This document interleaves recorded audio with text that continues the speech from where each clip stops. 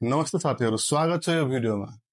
आज हामी कुरा गर्नेछौँ अनलाइन मार्फत कसरी राष्ट्रिय परिचय पत्रको फारम भर्ने। किनभने अहिले नेपाल सरकारले जुनसुकै काम गर्न जाँदा राष्ट्रिय परिचय पत्र खोज्छ। चाहे तपाई बैंकमा एकाउन्ट खोल्न जानुस्, चाहे तपाई सिडिओ कार्यालय जन्म दर्ता बनाउन जानुस्, मृत्यु दर्ता बनाउन जानुस्, जुनसुकै कामको लागि पनि राष्ट्रिय परिचय पत्र चाहिन्छ। आज यो भिडियो अन्तर्गत तपाईलाई म यही हराउने छु कि अनलाइन घर बसेर मोबाइल वा कम्प्युटरबाट कसरी फारम भर्ने। फारम भर्नु भन्दा अगाडि तपाईसँग केही आवश्यक कागजात हुनुपर्ने हुन्छ, जस्तै नागरिकताको फोटोकपी दुवै साइडको। यदि तपाई विवाहित हुनुहुन्छ भने श्रीमान अथवा श्रीमतीको नागरिकता चाहिन्छ। किनभने यदि विवाहित हुनुहुन्छ भने तपाईलाई त्यो फारममा तपाई श्रीमान र चाहे श्रीमतीको डकुमेन्ट पनि पेश गर्नुपर्ने हुन्छ। त्यसैको लागि यो सबै डकुमेन्ट तपाई राखेर मात्र अनलाइन फर्म भर्नु होला। अब भिडियोमा अगाडि बढौं, कसरी फर्म भर्ने हो यो हामी पीसीमा गएर हेरौं। ओके, म आइसकेको छु आफ्नो ल्यापटपको स्क्रिनमा।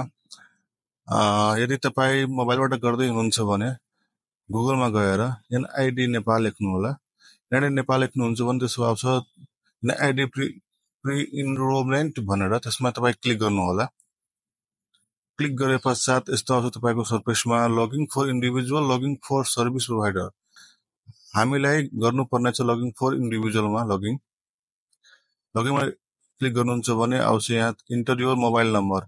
जुन तपाईसँग मोबाइल नम्बर छ, जुन तपाईको नाममा छ, त्यो यहाँ इन्टर गर्नु होला। जस्तै मैले गरे, त्यसपछि तपाईको मोबाइलमा एउटा ओटीपी नम्बर जानेछ। त्यो ओटीपी नम्बर यहाँ हाल्नु पर्ने हुन्छ। ओटीपी नम्बर हाले पश्चात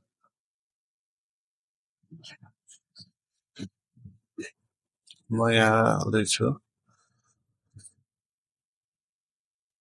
त्यस पश्चात यस्तो आउँछ। मैले अगाडि पनि भरेको छु, त्यही कारण यहाँ तिनवटा देखिरहेछ। यो भिडियो बनाउनको लागि म मात्र बनाउँदैछु। तपाई माथि हेर्नुहुन्छ कि न्यू इनरोलमेन्ट भनेर, त्यसमा क्लिक गर्नु होला। क्लिक गर्नुहुन्छ भने यहाँ एउटा नोटिफिकेसन आउँछ, अनलाइन आवेदन भर्न पूर्ण ध्यान दिनुपर्ने कुराहरू। यहाँ तपाई हेर्नुहुन्छ कि क्लिक भनेर लेखेको छ, त्यसमा क्लिक गर्नु होला। त्यहाँ क्लिक गर्नुहुन्छ भने एउटा किबोर्ड आउँछ। पछि गएर यो किबोर्ड हामीलाई काम लाग्ने हुन्छ कि नेपाली टाइप गर्नको लागि। यो किबोर्ड पछि गएर हामीलाई काम लाग्ने हुन्छ। जस्तै म यो डेमो मात्र छ, केही सही छैन यसको, मैले सबै गल्ती लेखेको छु। यहाँ जस्तै म नाम लेखे अजित, म यहाँ लेख्दैछु आफ्नो नाम, डेट अफ बर्थ दिने,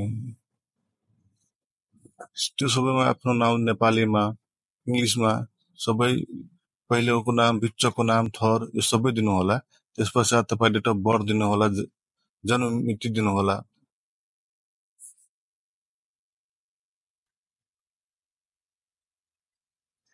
जस्तै म यहाँ दिइरहेको छु। जस्तै यहाँ तपाईलाई अ लेख्नको लागि मैले हेराउँदैछु। यहाँ तपाई हेर्न सक्नुहुन्छ यो किबोर्डमा एच निर कन्ट्रोल एच थिच्नुहुन्छ भने अ आउँछ। एजेआईटी लेखेर अजित आउँदैन, एचजेआईटी लेखेर आउँछ अजित। त्यसपछि सिंहको लागि पनि त्यही किबोर्डमा गएर न कसरी लेख्ने भनेर त्यहाँ हेर्नुपर्ने हुन्छ। यहाँ जन्मस्थान कहाँ छ तपाईको त्यो दिनु होला।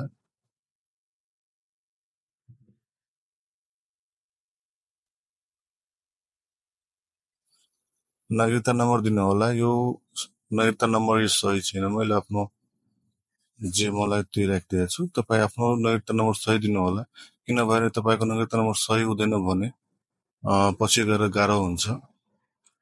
एउटा ध्यान दिनुपर्ने कुरा के छ भने यदि तपाई विवाहित हुनुहुन्छ भने तपाईलाई आफ्नो श्रीमती वा श्रीमानको पनि डिटेल सबै हाल्नुपर्छ। यो ध्यान दिनुपर्ने कुरा हो।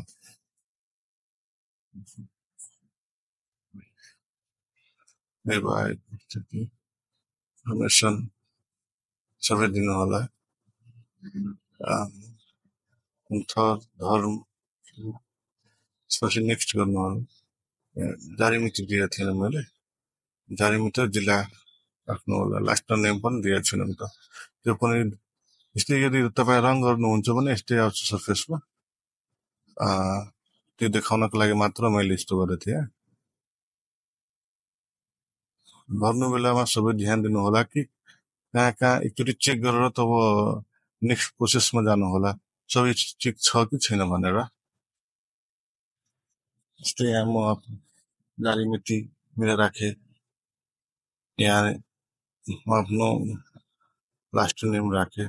नेक्स्ट गरेपछि तपाईँ आउँछ कन्ट्याक्ट डिटेल, मोबाइल नम्बर दिनु होला जुन तपाईँ यसले युज गर्दै हुनुहुन्छ।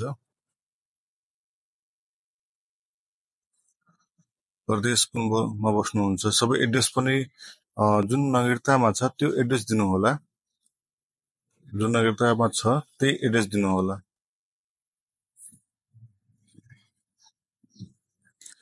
यहाँ ध्यान दिनुपर्ने कुरा हुन्छ कि स्पेलिङ र ठेगानाहरू रङ हुनु पर्दैन। यदि त्यो गलत भयो भने तपाईलाई भोलि गाह्रो हुन्छ।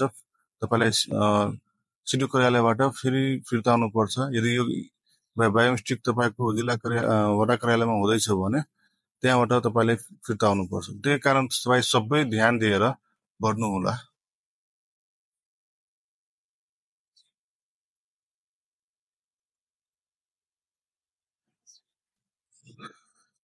यहाँ फ्यामिलीको डिटेल, जस्तै बुवाको नाम, आमाको नाम, बुवाको घरको एड्रेस,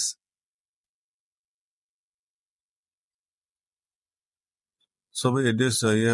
यदि तपाईसँग सेम छ भने कपी एप्लिकेसन पर्मानेन्ट एड्रेस गर्दा पनि हुन्छ। यहाँ तपाईँ आफ्नो आमाको नाम दिनु होला, बाजेको नाम दिनुपर्ने हुन्छ र हजुर आमाको नाम पनि दिनुपर्ने हुन्छ।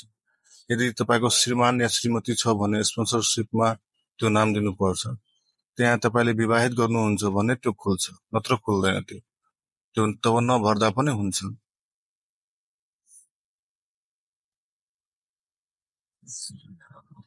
यहाँ ग्रान्डफादर डिटेल छ।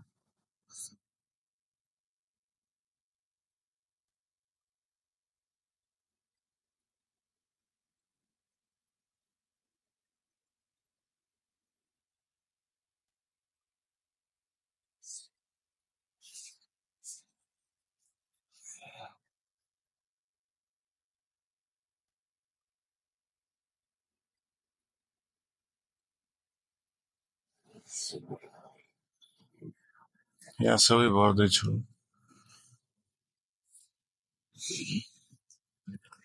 यो भिडियो बनाउनको कारण यो हो कि धेरै जसो साथीहरूलाई यो थाहा कसरी भर्छ भने अनलाइन, त्यसको लागि बनाएको छु। र भिडियो राम्रो लागेमा लाइक एन्ड सब्सक्राइब गरिदिनु होला।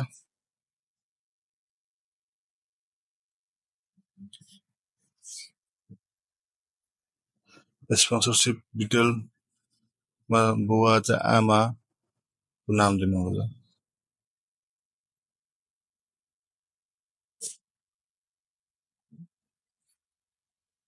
यदि तपाईँले केही छाड्नु भयो भने यस्तै तपाईँलाई आउँछ, अनि तपाईँ टाइम लाग्छ। त्यसपछि आउँछ तपाईँ कहाँबाट यो फर्म बुझाउनु हुनुहुन्छ, कहाँ गएर तपाईँ बायोमेट्री दिनुहुन्छ, त्यो जिल्ला सिलेक्सन गर्नु होला। अनि कुन मितिमा जानुहुन्छ त्यो मिति पनि सिलेक्सन गर्नुपर्ने हुन्छ।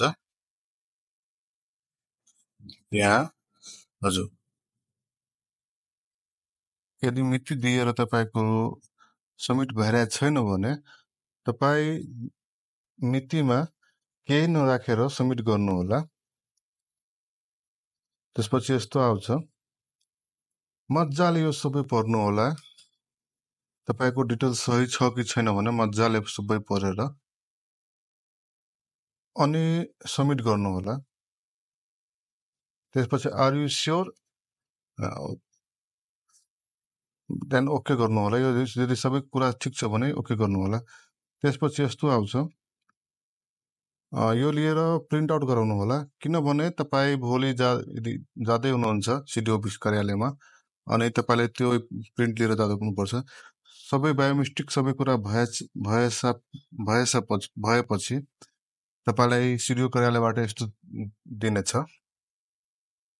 अनि सबै तपाईको भइहाल्छ भने तपाईको मोबाइलमा जुन नम्बर तपाईले दिनुभएको थियो त्यो नम्बरमा यस्तो मेसेज आउँछ। त्यसपछि तपाईको स्योर भयो कि तपाईको नेशनल आइडेन्टिटी कार्ड केही दिनपछि बनेर आउनेछ। यो भिडियो राम्रो लागेमा सब्स्क्राइब गरिदिनु होला, लाइक गरिदिनु होला, शेयर गरिदिनु होला। धन्यवाद।